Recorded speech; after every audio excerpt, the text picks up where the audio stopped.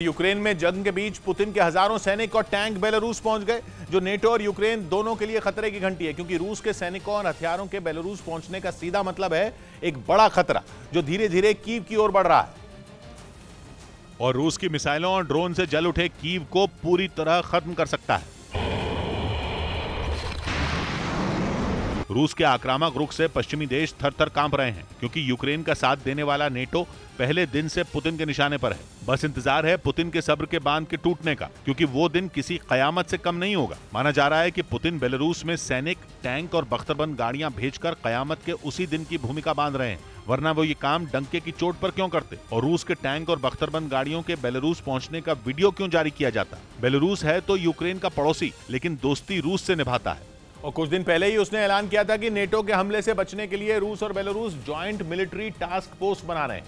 Belarus ने दावा किया कि यह फोर्स उसके पश्चिमी बॉर्डर पर तैनात होगी, लेकिन माना जा रहा है कि यह सब कीव हड़पने का प्लान है। और रूस और बेलारूस की joint military task force Belarus के पश्चिमी बॉर्डर पर नहीं, बल्कि बेलारूस और यूक्रेन की ओर बढ़ रही है, क्योंकि पुतिन और लुकाशेंको की नजर कीव पर है, जिस पर मिसाइल बरसाने के बाद उस पर हजारों सैनिकों के हमले की तैयारी है। क्योंकि कीव को अंधेरे में डुबोकर और उस खूबसूरत शहर को खंडहर में बदलकर पुतिन ने आधा काम कर लिया है, और बचा कुचा काम जॉइंट मिलिट्री टास्क फोर्स करेगी। क्योंकि पुतिन ये जाहिर कर चुके हैं कि वो कीव का फैसला करके ही दम लेंगे। 24 फरवरी को जंग शुरू होने के करीब एक महीने के बाद पुतिन की सेना कीव छोड़ चुकी थी, जिससे वहां के लोगों ने चैन की सांस ली थी। लेकिन पुतिन वहां लौटे, और ऐसा लौटे कि बाइडेन एंड कंपनी देखती रह गई, क्योंकि कीव पर बरसती मिसाइलों को कोई नहीं रोक पाया।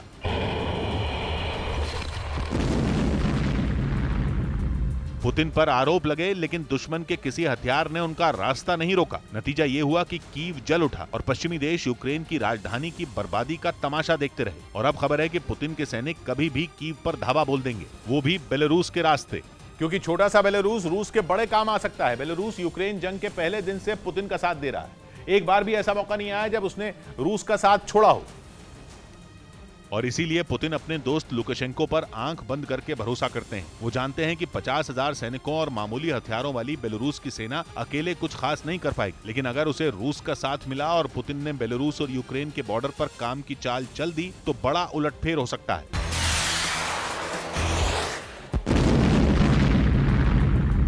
क्योंकि बेलारूस के बॉर्डर से कीव महज 225 किलोमीटर ही दूर है, और पुतिन वहीं से अपने सैनिकों को कीव की ओर भेज सकते हैं। खबर थी कि पुतिन करीब 9,000 रूसी सैनिक बेलारूस भेजने वाले हैं। माना जा रहा है कि ये सैनिक मौका मिलते ही कीव की ओर कूच कर देंगे, क्योंकि अब रूस का टारगेट कीव है और वो उससे भटकना नहीं चाहता।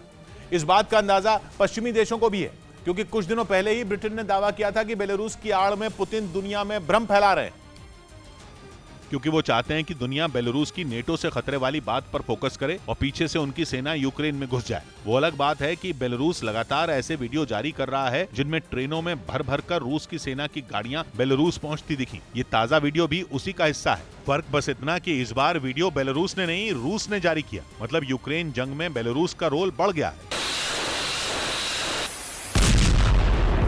क्योंकि ये वो जगह है जहां पुतिन परमाणु हथियार भी तैनात कर सकते हैं और अपने सैनिक भी भेज सकते हैं। मतलब इस बात का चांस बढ़ गया है कि पुतिन कीव की ओर चल पड़े हैं और उसे हथियाने का मूड बना चुके हैं।